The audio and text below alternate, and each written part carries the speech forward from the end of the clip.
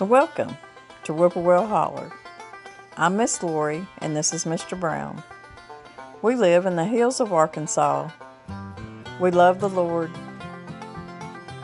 Keepers of the old way, but accept some of the new. We love to cook and we love to eat. We love to garden. It's in our blood. It's how we stay sustainable and fill our pantry. We do a lot of canning and preserving. We live a sustainable life. We love our family. We work hard. And every once in a while, we like to dance. So y'all join us.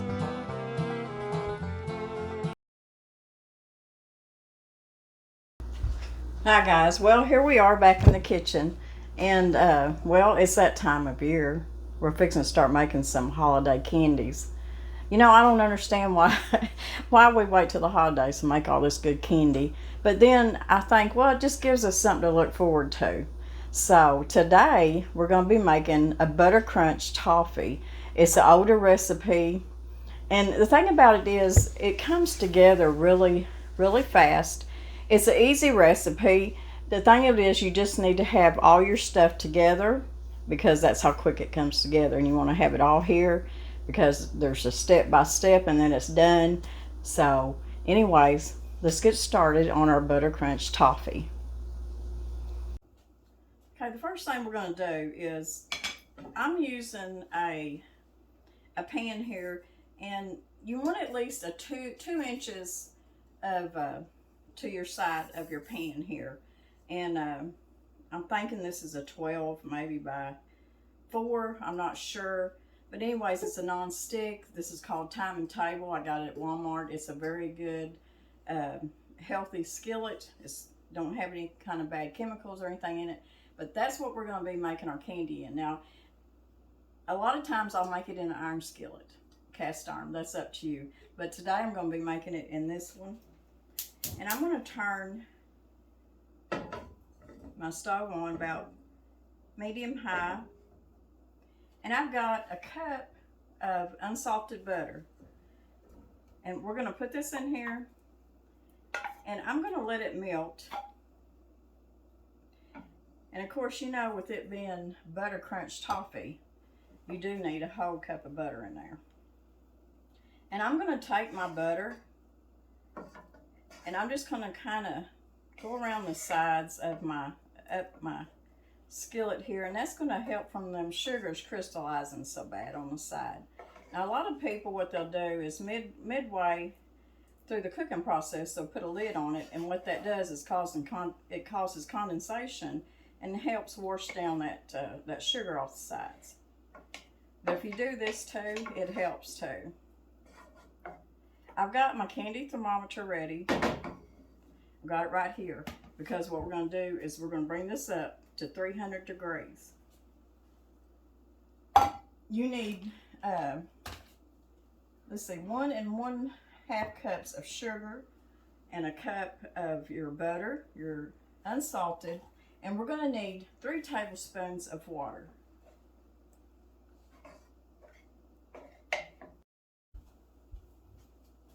Our butter is getting melted, so what I'm going to do is I'm going to go ahead and I'm going to pour in my 1 1/2 cups of sugar. I'm going to stir that around.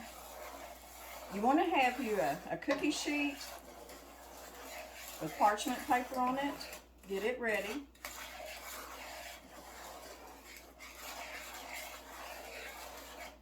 And then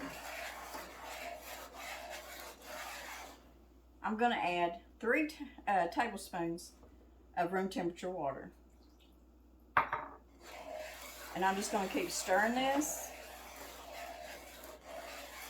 I'm going to let it come to a boil. When it comes to a boil, I'm just going to keep stirring it till it comes to 300 degrees. And I've got my thermometer right here. If you've got a candy thermometer or whatever you have, you really need to use one when you're making toffee.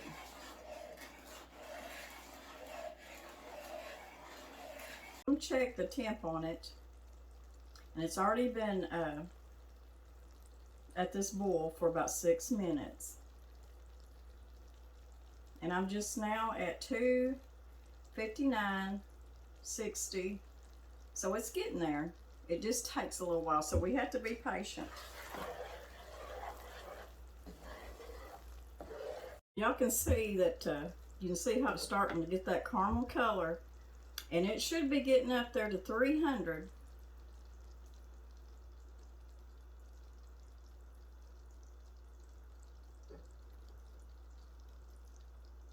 I checked it a while ago and it was I think it was 293, so it's getting there.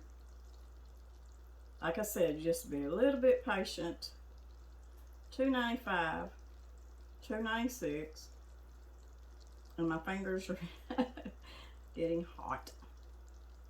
It is getting there. 299, 300. I'm turning it off. Now what we're going to do is I'm going to take it off the heat. I'm going to put about a half a teaspoon of salt and a good teaspoon and a half of vanilla. And I'm going to stir this up. Just stir it up good. And I've got my cookie sheet over here. Just stir it up really good.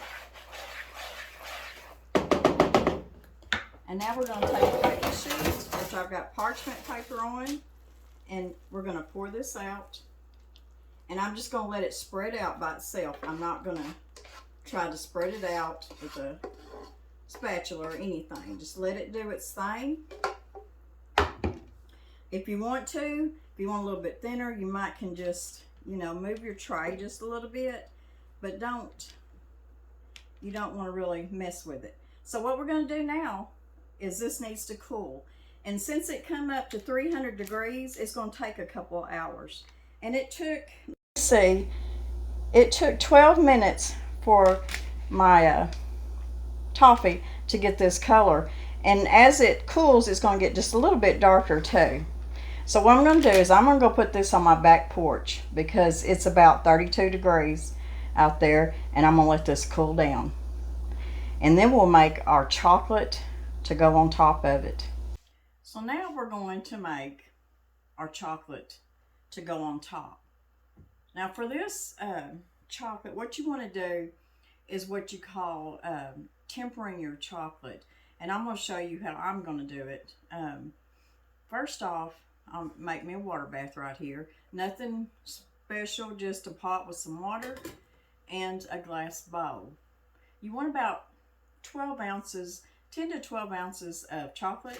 And I've got some, this is some of my favorite. These are just chocolate melting wafers. So I've got 10 ounces here. And then I've got a couple ounces that I'm setting aside. Now this 2 to 3 ounces that I've got here is what's going to help me temper this chocolate. But for about 10 to 11 ounces, go ahead, probably about 10 ounces, you want to go ahead and put it in your bowl. And you want to get this chocolate melted. That's all you're going to do is just put your chocolate in here. And just let your double boiler do its work there. Now what we're going to do is once this melts, I'm going to check it. So you're still going to have to use your thermometer here. Your first melt, you want it to come to, let's see, I done forgot my first. You want it between 113 and 122. Then you're going to take it off the heat and you're going to let it cool down just a little bit. You're going to let it cool down to about 82. And then when it does that, well, first off, let me back up. When this gets to 13 to 122 degrees, we're going to take it off the heat. I'm going to pour in this little bowl, this few ounces of chocolate, and we're going to put it in there and we're going to let it cool down. We're going to let it cool down to about 82 degrees. And once it cools down to that, I'm going to put it back on the heat And I'm going to bring it up real quick. It won't take long, about 30 seconds or so. And then we'll bring it back up to about 90 degrees. And after that, we take it off the heat and we spread it over our buttercrunch toffee here. And it's about that easy. It has melted, and I'm just testing it, and it's at where it needs to be. It's already up to 122. So we're going to take it off the heat, and I'm going to put in the couple ounces of extra chocolate that I have here, and we're going to stir that in, and that's going to help cool down your chocolate. Now, doing this process, tempering your chocolate like this, is what's going to help it set up to where you can keep it, your candy, at room temperature. So that chocolate is melting. I'm going to see where it's at right now as far as temperature. I'll let it go down just a little bit. I need it to be about 82, and it's not there. It's still too warm. So we're going to continue to let it cool down.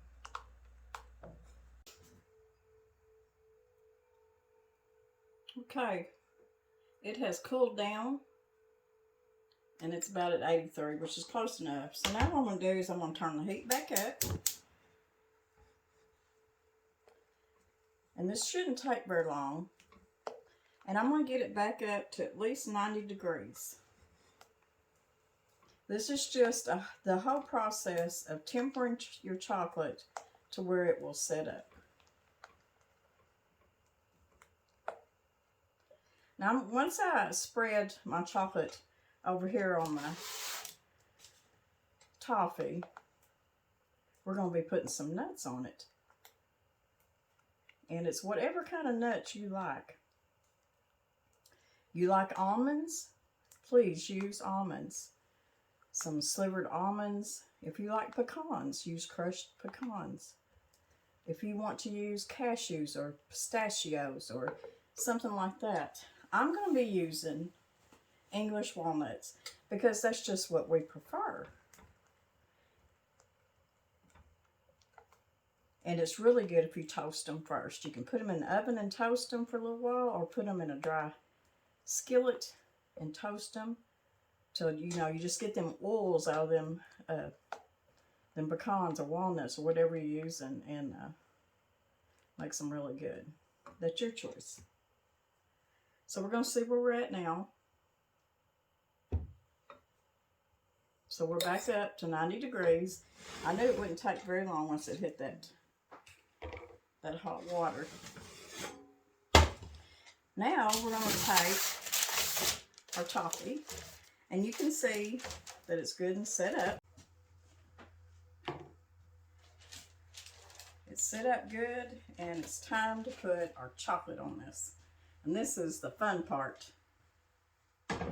Now, I could not find my offset spatula, so I'm going to be using a spoon to spread it out with. But we're just going to put this chocolate on top. Now, if you want to, once this chocolate sets up, you can even flip it over and put chocolate on the other side once this side sets up. But I'm just going to do one side.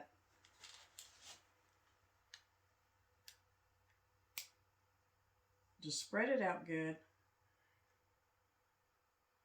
I know I've got an offset spatula. I just didn't take the time to hunt it down. I got so many kitchen utensils. So that's plenty of chocolate. Can you have too much chocolate? I don't think so. But like I said, you can flip it over and do the other side too. Now at this point, before it sets up, you want to put your nuts over the top, whichever nuts you prefer to use. Just sprinkle them on top. Now, is this looking good yet, y'all? Now, really, it takes more time for it to cool down and set up than it does to make it. So, don't be intimidated by it, because the end result is so good. You can put as many nuts as you want. Cover it up good so that every bite has nuts in it. You don't want to smear it around. And then I'm going to take just a little bit of sea salt.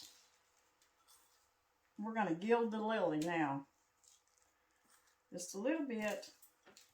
And there you are. Now, what I'm going to do is I'm going to put this back on the back porch. It's not going to take very long. I'm just going to let this chocolate set up.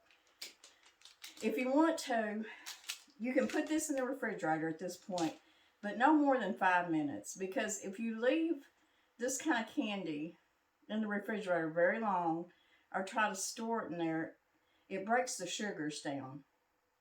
But if you just put it in there to set up for a little bit, for no more than 5 minutes, you'll be okay. So I'm going to put this on the back porch, and then when it's good and set up, we'll bring it in, we'll break it up, and we'll try some. Okay, guys, we are done. Look at this. Isn't it pretty? I'm so excited. I want to show y'all that little bit of chocolate that I had left over. I just took them and put what was left, just little mounds of them. And I let them set back up too. And I put them in my baggie, and then I'll put them out in my pantry.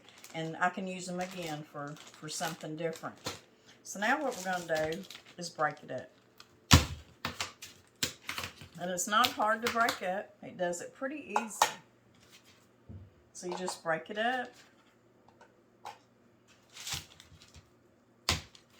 I'm so excited. This is going to be so good. And it sets up so well that you can easily bag this up or box it up and give it as a gift. But this would be so nice on your Thanksgiving table, your Christmas table, as gifts, for your husband that loves chocolate and nuts, or just for yourself.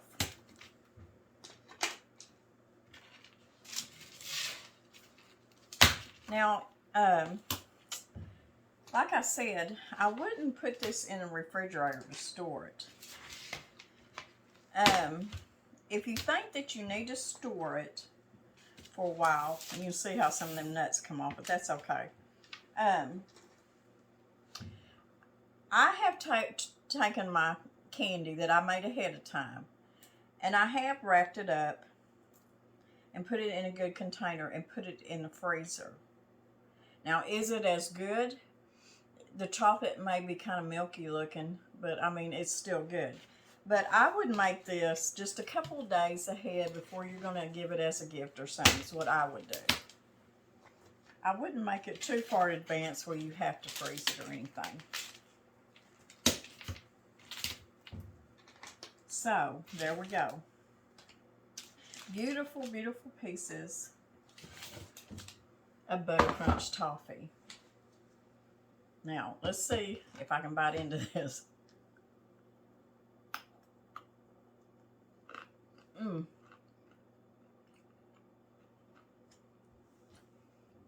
That is so much better than any store-bought, y'all. Y'all know, I love a Heath bar. Y'all remember the Heath bars? This is delicious.